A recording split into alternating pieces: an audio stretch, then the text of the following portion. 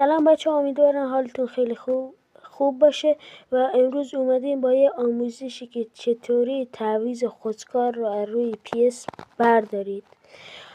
وارد ای فوتبال میشید، وای میسید تا براتون بیاد.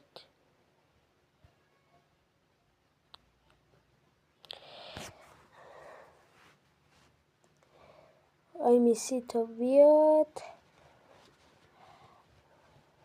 بچه ها اگرم چالش های دیگه میدین و چیزهای دیگه میخواین توی کامنت کنید. و الان بالا اومد، میریم ویدیوی دیگه میخوام براتون بذارم که چطوری کیفیت ای فوتبال رو لیگ رو برای خودتون خیلی بهتر کنید. وای میسیم تا بیاد.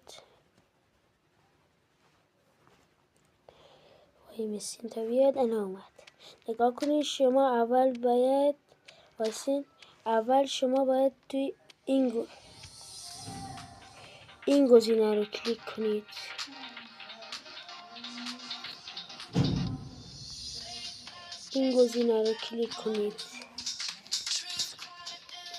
بعد که کلیک کردید میزنید روش و میرین اینجا.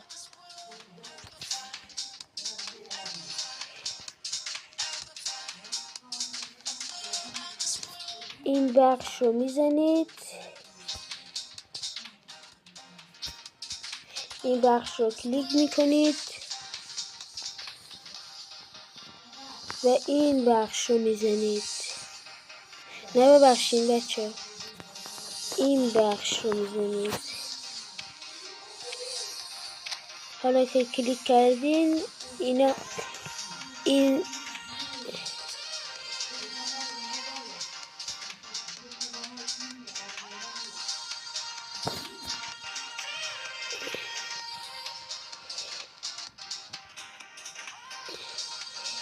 گزینه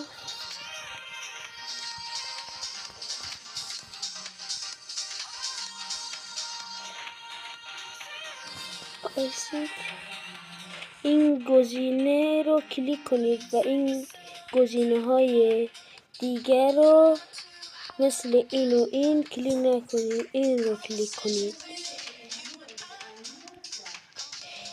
حالا که زدید بچه این رو کلیک میکنید. مثلا روی این باشه تعویض‌های نیمه اول انجام بده. توی این باشه دقیقه 50 تعویض